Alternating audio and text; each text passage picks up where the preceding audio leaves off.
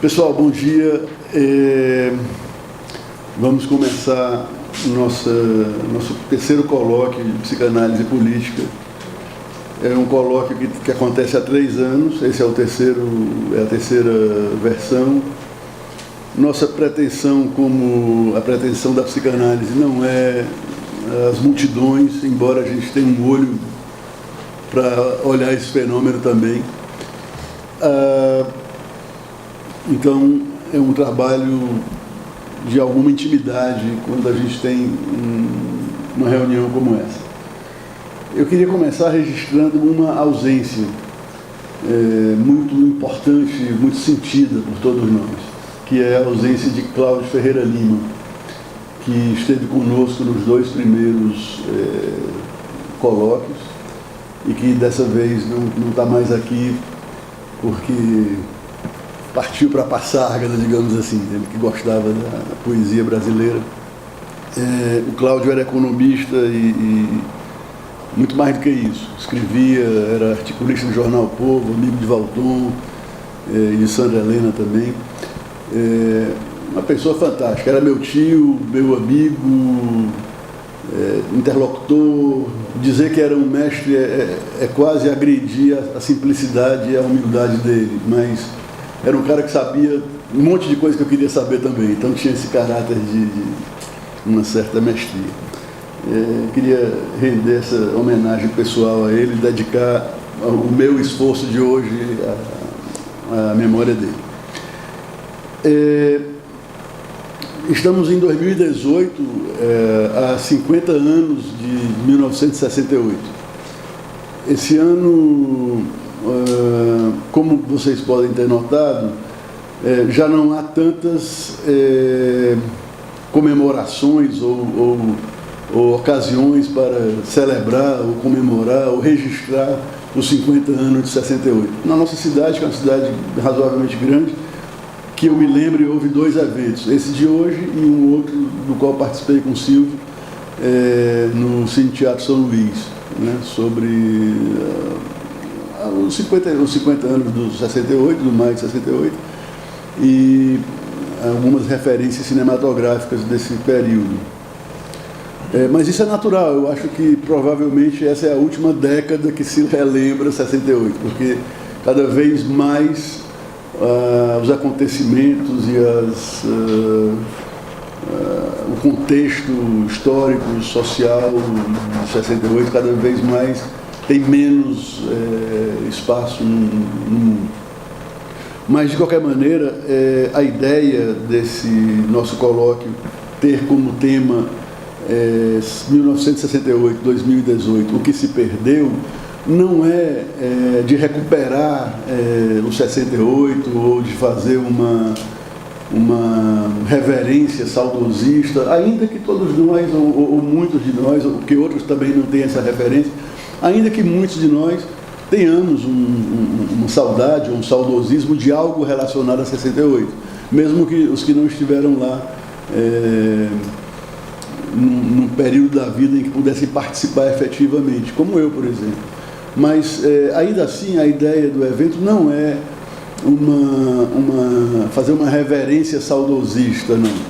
É questionar mesmo essa pergunta, o que se perdeu de lá para cá, né?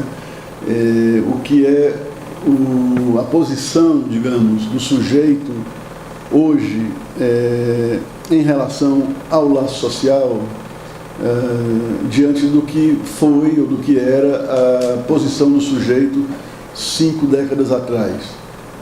Ainda que o sujeito do qual nós tratamos na psicanálise seja o mesmo na sua inscrição na linguagem, algo parece, pelo menos essa é a ideia que a pergunta sugere, algo parece ter se perdido nesse sentido, e a gente pretende falar sobre isso, questionar, investigar o que é que pode ter se perdido para o sujeito de lá para cá. Os nossos convidados, os nossos palestrantes, a quem eu já, desde esse momento, agradeço pela disponibilidade, pela presença, vão abordar essa questão ou questões em torno disso a partir de vários pontos de vista, né? Os psicanalistas que estarão falando estão, digamos, mais ligados à sua teoria e à sua prática clínica, mas há outras pessoas, outros convidados de outras referências teóricas, de outros campos do saber, da universidade, da academia, enfim. Então, eu acho que a gente tentou montar as mesas de uma forma que privilegie o debate, e eu acho que isso vai acontecer. Bom dia. O título do meu trabalho, Os Sonhos Não Envelhecem, né, faz referência a uma canção no Clube da Esquina, né, e também é um título de um livro de um dos compositores, Márcio Borges, tá? E foi em função do tema, quando a gente decidiu pelo tema, de imediato me veio esse verso, e é a partir dele que eu procurei desenvolver esse trabalho, tá? Vou procurar ler. Então a primeira parte se chama Os Ecos Sonoros de 68, né? Então, em 1979, mais de 10 anos após os acontecimentos de 68, o compositor Márcio Borges atende a um pedido insistente da cantora Nana Caymmi e mete, como diz ele, né, uma letra na notável música instrumental Clube da Esquina número 2, do Milton Nascimento e Lô Borges. Então, são esses os versos da canção. Porque se chamava moço, também se chamava estrada, viagem de vetania. Nem lembra se olhou para trás, ao primeiro passo, aço, aço, aço. Porque se chamavam homens, também se chamavam sonhos. E sonhos não envelhecem. Em meio a tantos gases lacrimogêneos, ficam calmos, calmos. E lá se vai mais um dia. E basta contar com passo, e basta contar consigo, que a chama não tem pavio. De tudo se faz canção, e o coração na curva de um rio, rio, rio. E lá se vai mais um dia. E o rio, de asfalto e gente, entorna pelas ladeiras, entope o meio-fio, em esquina, mais de 1 milhão. Quero ver então a gente, gente, gente.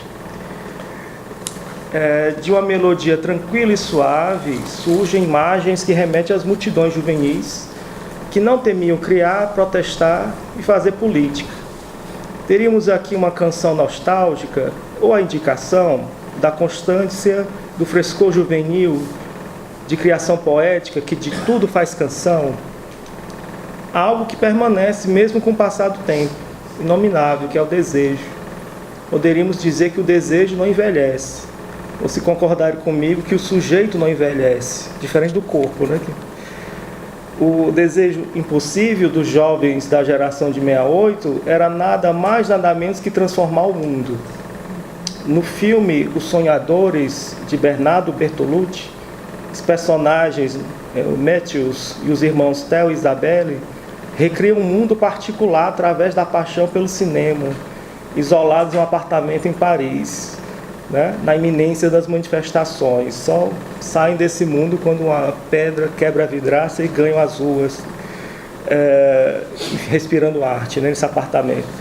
Mas o que aconteceu, o que ocorreu mesmo em 68. Né? Em 67, jovens universitários na Universidade de Nanterre, em Paris, passaram a reivindicar a frequência aos dormitórios femininos.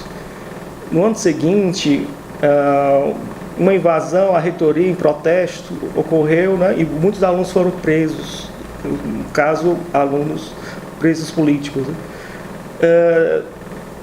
Depois do fato, uma invasão policial na Sorbonne, né, reprimiu um grupo de estudantes universitários, e isso causou uma grande comoção nacional. A construção de barricadas nas ruas, as manifestações de multidões, universitários logo ganharam todo o país. O apoio dos operários aos estudantes, né, foi com uma contundente greve geral por melhores salários e condições de trabalho. Bom, ainda nos ecos sonoros do turbilhão de 68, em tom mais iconoclasta, uma canção do Belchior, Como o Diabo Gosta, cortante feito faca na carne, traduz diretamente o espírito da época. Não quero regra nem nada, tudo tá como o diabo gosta tá. Já tenho esse peso que me fere as costas, e não vou eu mesmo atar minhas mãos. O que transforma o velho no novo, bendito fruto do povo será. E a única forma que deve ser norma é nenhuma regra ter. É nunca fazer nada que o mestre mandar. Sempre desobedecer, nunca reverenciar. A qualidade dos versos subversivos do compositor ainda hoje toca as novas gerações. Na época, devemos lembrar, vivíamos no Brasil uma ditadura civil-militar, de 64 a 85. Um dos momentos marcantes desse período foi a passeata dos 100 mil, grande protesto contra o regime ditatorial que havia matado o estudante Edson Luiz. A resposta enérgica do regime foi a promulgação do ato institucional número 5. Passados 50 anos dos acontecimentos de maio de 68 e suas repercussões no Brasil e no mundo, é inevitável perguntar se a geração de 68 questionava tanto as instituições, por que vemos hoje tantos jovens inclinados ou vendidos a uma lógica empresarial, como forma de vida? Freud, ao falar sobre as transformações da puberdade nos 3 ensaios, nos dá uma preciosa indicação de que o avanço cultural é promovido pela juventude, através do desprendimento da autoridade dos pais. A oposição dos jovens em relação aos mais antigos cria um conflito de gerações e é daí que algo de novo é introduzido na cultura. Uma das grandes novidades do breve século XX, segundo o historiador Eric Hobsbawm, foi o aumento da população jovem a partir das décadas de 50. Com essa explosão demográfica e com a sobreposição da vida urbana à rural, ou seja, você tem uma população que mora mais na cidade que no campo, um novo segmento social surge, os adolescentes. Com eles, um novo mercado promissor de bens de consumo, sobretudo na indústria fonográfica, com o surgimento do rock. De 227 milhões de discos vendidos na década de 50, na passagem de 50 para 70, você tem um aumento de 600 milhões de discos nos Estados Unidos. E no vestuário, com a universalização do jeans. Em termos de cultura, surgem também os heróis juvenis, cujo tempo de vida era equivalente à sua jovialidade. James Dean, dos anos 50, e a partir da década seguinte, Janis Joplin, Jimi Hendrix, Jim Morrison, entre outros. A internacionalização dessa experiência juvenil é um dos fatos mais marcantes e surpreendentes em uma época que não existia internet. Nesse sentido, os acontecimentos contestatórios não se limitam ao contexto francês, ocorrendo em outros lugares de forma quase simultânea. A geração de 68 é também conhecida como a de Baby Boomers, filhos nascidos no período de explosão dos índices de natalidade nos Estados Unidos e na Europa, após a Segunda Guerra Mundial. Houve, evidentemente, um conflito inerente na relação com o sexo e com as instituições, família, universidade e Estado.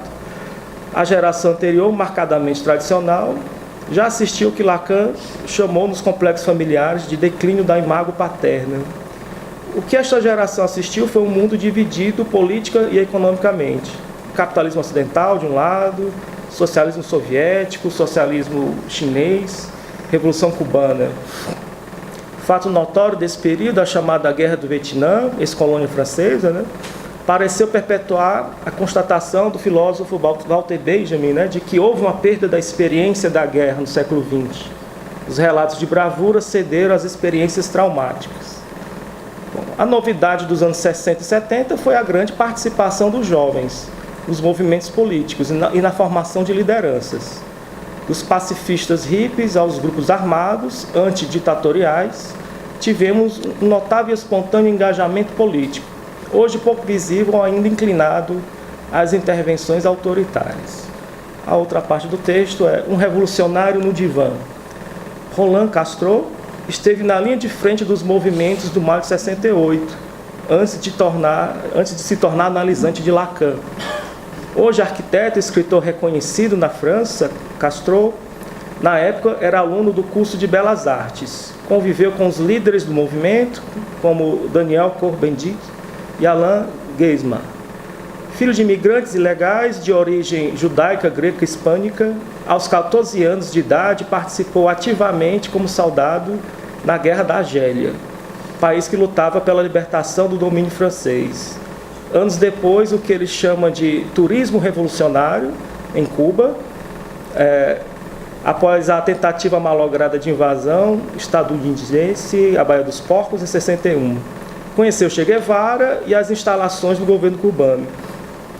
Após essa experiência e de volta à França, foi seduzido pela Revolução Cultural Chinesa de Mao Tse-tung, em 66, que prometia uma renovação ideológica do comunismo através da cultura, porém centrada na figura do próprio líder. Abandona o maoísmo após tomar conhecimento dos massacres ocorridos pela Guarda Vermelha na China. Na mesma época, ingressa na Escola de Belas Artes, em Paris, e inicia sua militância universitária, questionando o sistema de ensino vigente, que culminará em seu pleno engajamento nas ações de 68, manifestações de rua, ataque aos prédios públicos, conflitos com a força policial. Ao recordar esses momentos, ressalta, abre aspas, foi sobretudo uma revolução sonhada, foi um sonho muito bonito, foi um momento de liberação e de palavra formidável, mas não foi capaz de transformações concretas, fecha aspas. Em função da dissolução de seu grupo maoísta, funda seu próprio, o chamado Viva a Revolução, que militava pelas causas minoritárias. Recusando tomar a via da luta armada, Castro dissolve seu grupo em 72. No ano seguinte, recorre à psicanálise. Em entrevista concedida em 2007, ano que ele tentou concorrer à presidência da França, interrogado sobre o porquê do apelo à análise com Lacan, responde: eu estava muito mal. Depois que eu fechei minha organização, fiquei num estado deplorável. Não sabia mais onde estava. Estava mesmo muito mal. Comecei a psicanálise porque precisava urgentemente falar para alguém. No dia seguinte, ao que eu fechei a organização, passei a ser detestado. Me acusavam de ter abandonado a causa. Houve muito ressentimento contra mim por causa disso. Eu me encontrei só e não acreditava em mais nada. Eu me lembro que o golpe de Estado do Chile não me provocou nenhum sentimento, nenhuma reação. Não fiz nada contra.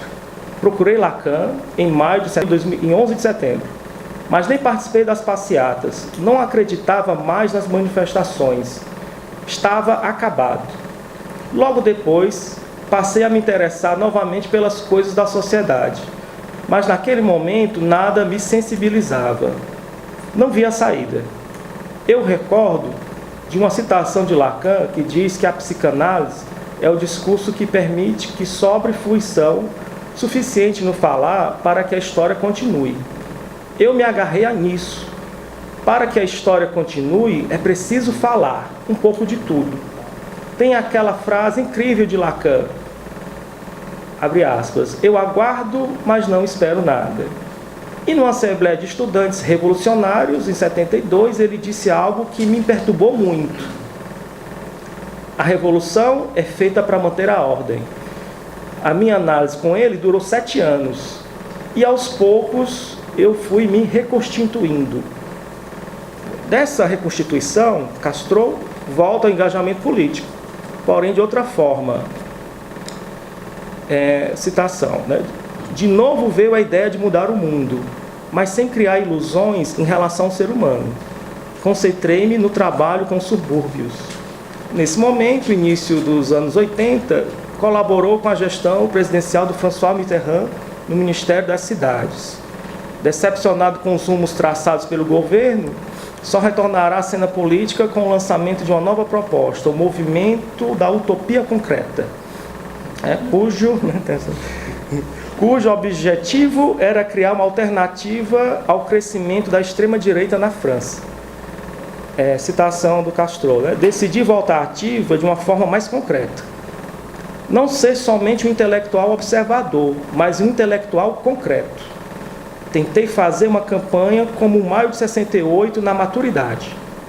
Mantemos a ideia de fazer com que a sociedade seja mais habitável. Nossas propostas foram baseadas na ideia de restauração das relações sociais, de destribalizar a sociedade. Em suas memórias, Castro devota à análise um momento crucial de sua vida, de uma elaboração. Não sabemos os detalhes dessa análise, nem cabe aqui uma análise da análise. Uma avaliação. Sabemos que a análise implica uma queda dos ideais do eu e na constatação da inconsistência do grande outro. Entre inúmeros engajamentos e rupturas políticas, algo se perdeu no caminho. A idealização sobre a natureza humana, em certo momento ele diz isso, né? Ele cita Freud, né? Um desencantamento com a ideia que se tinha da bondade do ser humano, né? E a crença em um saber totalizante, né? A proposição política, né, de uma utopia concreta através de projetos, de construções em áreas suburbanas, e a participação política como arquiteto lhe serviu como uma amarração singular. A análise lhe serviu como um lugar de atravessamento fantasmático, possibilitando ainda desejar. Né?